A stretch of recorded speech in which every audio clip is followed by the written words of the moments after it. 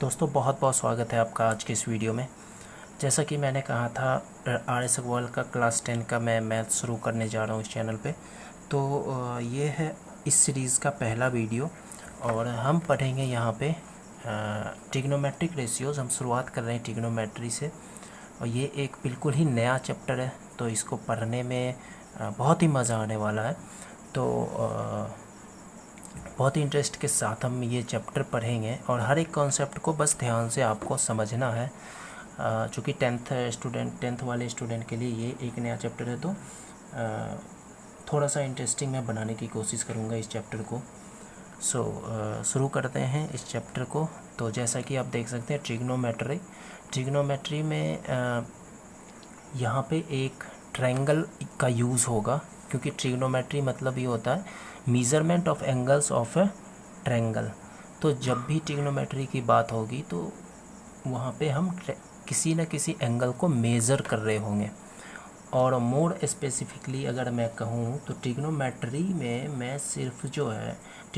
में हमेशा सिर्फ़ और सिर्फ राइट एंगल ट्रायंगल का यूज होता है। ठीक है, तो राइट एंगल ट्रायंगल की बात करेंगे। जब भी ट्रिग्नोमेट्री की बात आएगी तो हमेशा राइट एंगल ट्रायंगल की ही बात करेंगे। तो राइट एंगल ट्रायंगल में कुछ चीज़ें हैं जो हमें थोड़ी सी प्रॉपर्टी हम रिकॉल कर लेते हैं राइट एंगल ट्रायंगल की।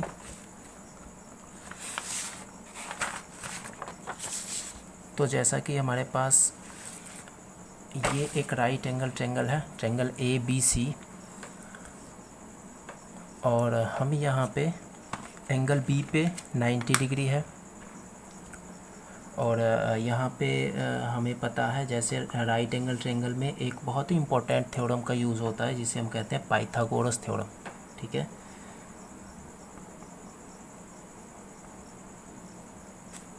Pythagoras theorem. तो पाइथागोरस थ्योरम जो होता है हमेशा राइट एंगल ट्रायंगल में अप्लीकेबल होता है। और राइट एंगल ट्रायंगल में हमेशा तीन कंपोनेंट बहुत ही इंपॉर्टेंट होते हैं।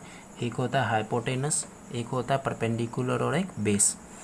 अब यहाँ पे बी पे चूँकि 90 डिग्री बना हुआ है, तो बी 90 डिग्री राइट एंगल जिस भी पॉइंट पे, जिस भी वर्टेक्स पे राइट एंगल बना होगा, इसके अपोजिट वाला साइड हमेशा हाइपोटेनस होगा। ठीक है, अब ट्रिग्नोमेट्री में चूँकि थोड़ा सा कन्फ्यूज़न होता है परपेंडिकुलर और बेस में, तो इसकी भी बात हम कर लेंगे अच्छे से। फ़िलहाल तो 90 के अपोजिट वाला हाइपोटेनस होता है, जो AB है वो हमारा परपेंडिकुलर है, शॉर्ट में हम इसे P बोलेंगे। बेस है, BC बेस है, इसे हम शॉर्ट में B बोलेंगे, और हाइपोटेनस को शॉर्ट में H बोलेंगे। ठीक है, अब यहाँ पे जो पाइथागोरस थ्योरम होता है वो होता है H का स्क्वायर इक्वल टू P का स्क्वायर प्लस B का स्क्वायर। ये मैं शॉर्ट में लिख रहा हूँ, हाइपोटेनस का स्क्वायर इक्वल टू परपेंडिकुलर का स्क्वायर प्लस बेस का स्क्वायर। ये होता है पाइथागोरस थ्योरम। बहुत ही इंपॉर्टेंट थ्योरम है, पूरे ट्रिग्नोमेट्री में इसकी यूज़ होगी। तो ये एक राइट एंगल ट्रायंगल का बहुत ही इंपॉर्टेंट प्रॉपर्टी है। ठीक है, अब हम यहाँ पे आगे कुछ बात कर लेते हैं राइट एंगल ट्रायंगल की।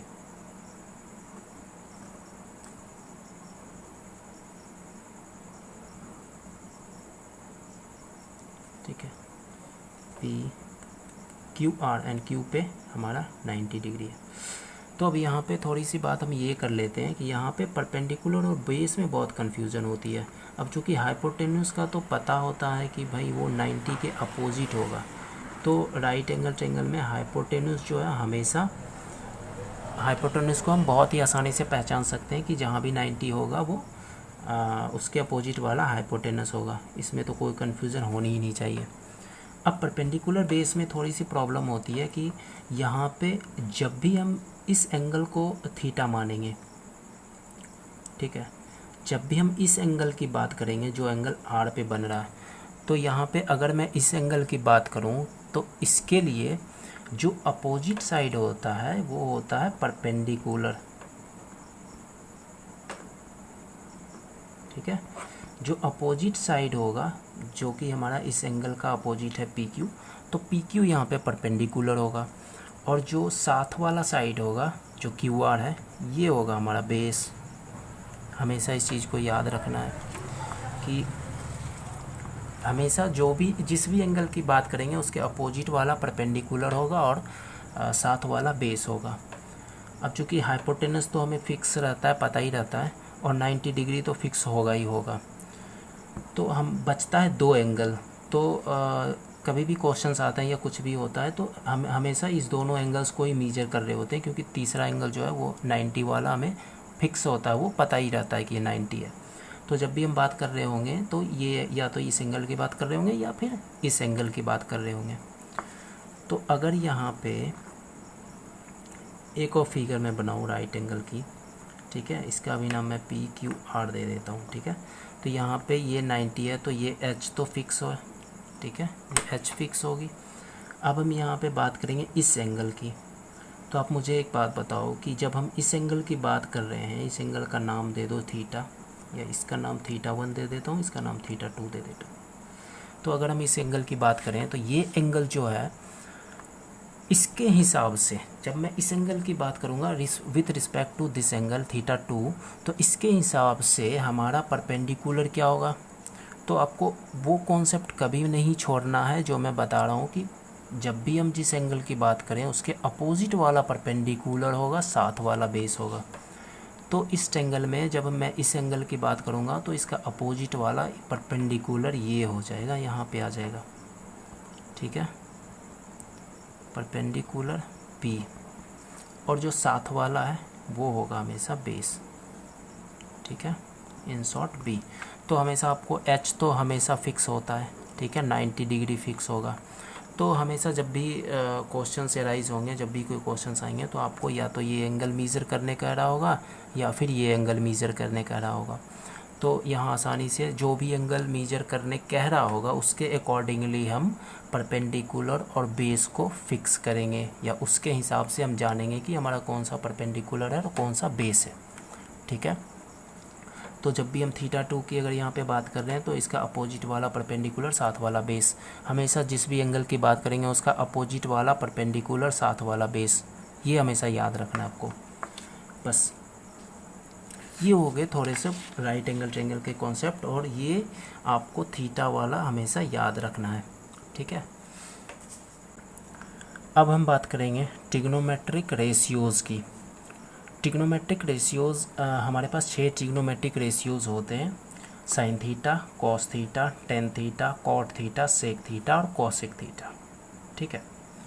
बुक में कुछ इस तरह मिलेगा आपको कि sine theta, cosecant theta, secant theta, full form type से मिलेगा। तो उतनी चीज़ें पढ़ने की ज़रूरत है नहीं अपने को बस ये 6 ट्रिग्नोमेट्रिक रेशियोज़ याद रखना है। ये ध्यान में रखना है, एक्चुअली याद भी नहीं रखना, ये तो खुद ही याद हो जाएगा आपको।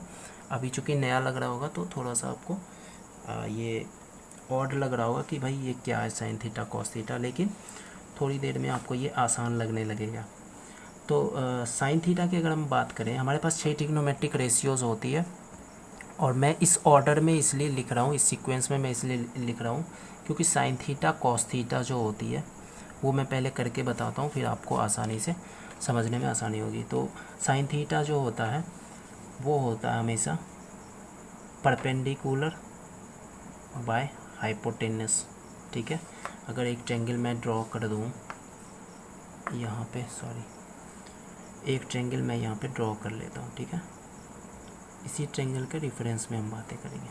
तो A, B और C, ये हमारा 90 है, ये हमारा हाइपोटेनस है, ये मान लो हमारा थीटा है, तो थीटा का एंगल ये है, तो यहाँ पे परपेंडिकुलर ये हो जाएगा और बेस ये हो जाएगा। हमेशा याद रखना जो थीटा जो एंगल होता है उसके अपोजिट वाला परपेंडिकुलर होता है, साथ वाला बेस होता है।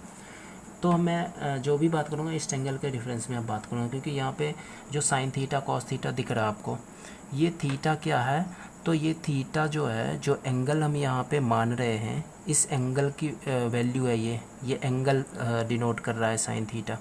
थीटा हमारा एंगल डिनोट कर रहा है। आपकी मर्ज़ी, आप यहाँ पे साइन A लिख दो, साइन B लिख दो, कुछ भी मान लो, बशर्ते कि अगर आप यहाँ पे साइन A लिखते हो तो आपको यहाँ पे एंगल भी जो होगा वो A ही मानना पड़ेगा, ठीक है। तो अगर एंगल यहाँ पे थीटा मान रहा हूँ मैं, तो साइन थीटा कॉस थीटा सारा कुछ, मतलब साइन का एंगल, कॉस का एंगल, टेन का एंगल, ऐसा डिनोट होता है। तो थीटा हमेशा एंगल को डिनोट करता है, ठीक है। तो जब भी हम साइन थीटा की बात करेंगे तो परपेंडिकुलर बाय हाइपोटेनस होगा। फिर अगर मैं कॉस थीटा की बात करूँ तो ये होता है बेस बाय हाइपोटेनस,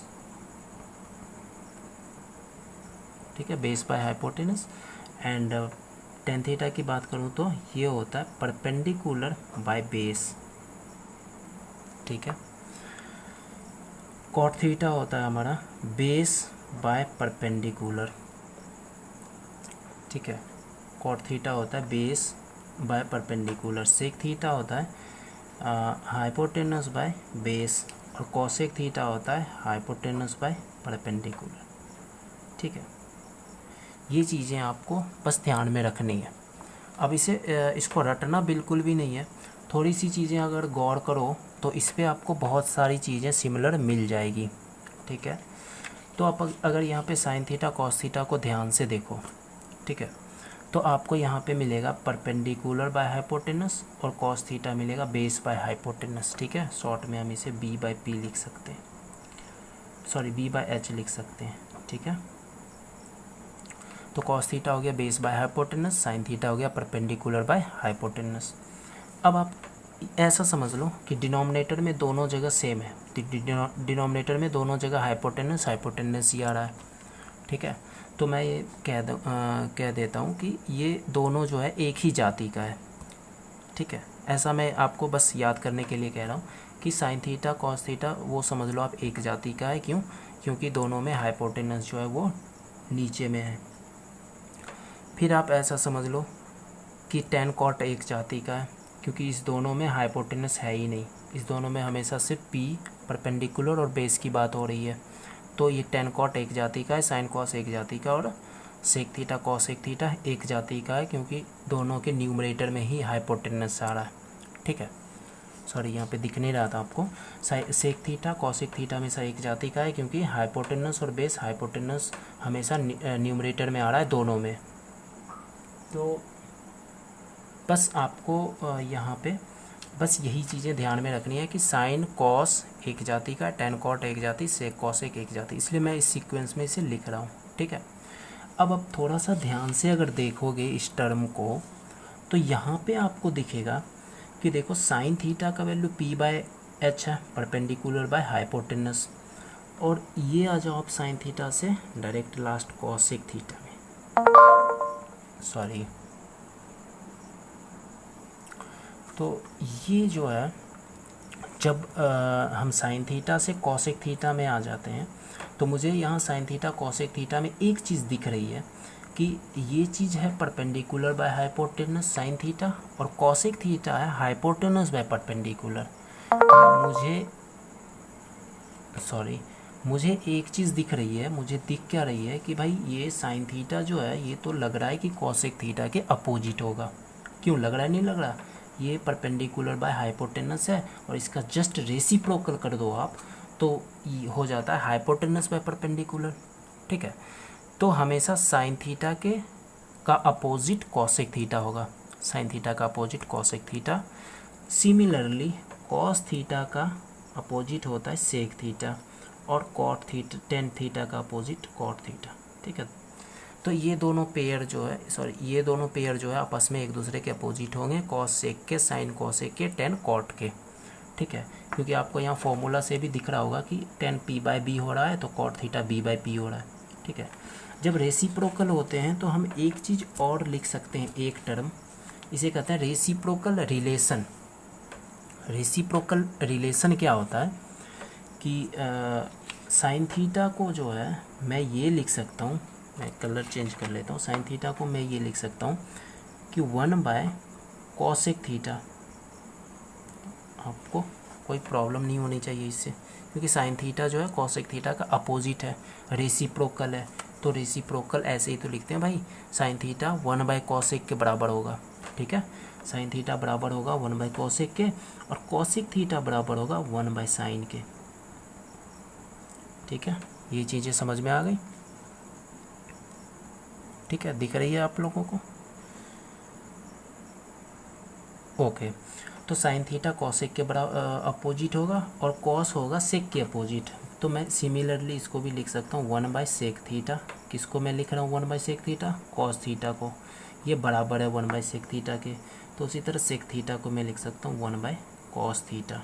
ठीक है, ये रेसिप्रोकल हुआ एक दूसरे के।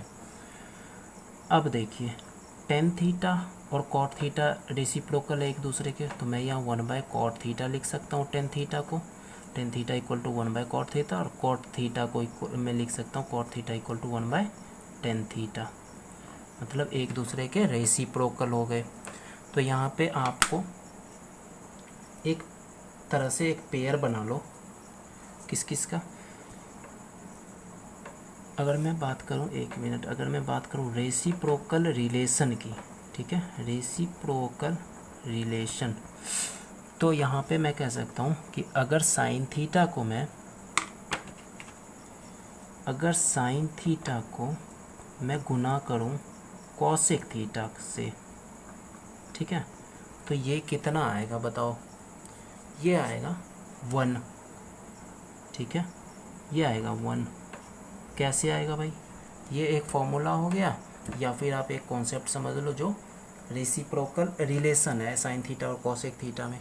ठीक है, तो ये कैसे होगा? तो साइन थीटा को तो मैं साइन थीटा रहने दूंगा, और कॉसेक थीटा को तो मैं लिख तो सकता हूँ 1/sin थीटा, क्योंकि मुझे पता है दोनों अपोजिट है एक दूसरे के, रेसिप्रोकल है। और जब भी रेसिप्रोकल को मल्टीप्लाई करते हैं तो वो मल्टीप्लाई होके कैंसिल आउट होता है और वो 1 ही आता है। तो साइन थीटा कॉसेक थीटा को मैं लिख सकता हूँ 1/sin थीटा। ठीक है, और ये दोनों कैंसिल आउट होगा और हमारे पास आ जाएगा 1। ठीक है, तो ये होता है एक रेसिप्रोकल रिलेशन। और रेसिप्रोकल रिलेशन क्या हो, किस किस के बीच होगा? तो साइन का कॉसेक के बीच होगा। ठीक है, दूसरा कॉस थीटा का सेक थीटा के बीच होगा। ठीक है, ये भी मल्टीप्लाई होके 1 आ जाएगा। ठीक है, और तीसरा दिख तो रहा है ना आप लोगों को? तीसरा टेन थीटा कॉट थीटा के अपोजिट होगा। तो जब मैं टेन थीटा और कॉट थीटा को मल्टीप्लाई करूँगा तो यहाँ भी हमारे पास आ जाएगा 1। ठीक है, तो ये 3 रिलेशन हो गए हमारे पास। इस तीनों रिलेशन को कहते हैं रेसिप्रोकल रिलेशन, क्योंकि तीनों ही पेयर एक दूसरे के अपोजिट है, रेसिप्रोकल है। तो हमारा अगला कॉन्सेप्ट है पावर ऑफ ट्रिग्नोमेट्रिक रेशियोज़। तो पावर ऑफ ट्रिग्नोमेट्रिक रेशियोज़ में होता कुछ यूँ है कि अगर साइन थीटा का होल स्क्वायर है तो उसे हम लिख सकते हैं साइन स्क्वायर थीटा। मतलब दोनों रिलेशन, दोनों चीज़ें एक ही है। अगर हम होल क्यूब करते हैं तो साइन क्यूब थीटा लिख सकते हैं, कॉस क्यूब थीटा लिखते हैं तो कॉस थीटा का होल क्यूब लिखेंगे तो कॉस क्यूब थीटा लिख सकते हैं। ठीक है, तो अगर साइन 60 का होल स्क्वायर है तो हम इसे लिख सकते हैं साइन स्क्वायर 60। मतलब दोनों चीज़ें एक ही है। ठीक है, साइन थीटा का होल स्क्वायर हो चाहे साइन स्क्वायर थीटा हो, एक ही चीज़ है। तो ये पावर वाले कॉन्सेप्ट थे। और नेक्स्ट वीडियो में हम कुछ थ्योरम है उसे हम सॉल्व करेंगे। कुछ थ्योरम आपको मिलेंगे नेक्स्ट वीडियो में, जैसे tan theta equal to sine theta by cos theta. ठीक है, cot theta equal to cos theta by sine theta. जैसा कि मैंने बताया था ये रेसिप्रोकल होता है, तो साइन बाय कॉस है तो कॉस बाय साइन कॉट हो जाएगा। और ये तो मैंने बताया ही था कि tan theta into cot theta equal to 1 होती है। तो नेक्स्ट वीडियो में हम ये थ्योरम पढ़ेंगे, थ्योरम को सॉल्व करना सीखेंगे। बहुत इजी है। और कुछ थ्योरम और है जिसे हम नेक्स्ट वीडियो में ही सीखेंगे।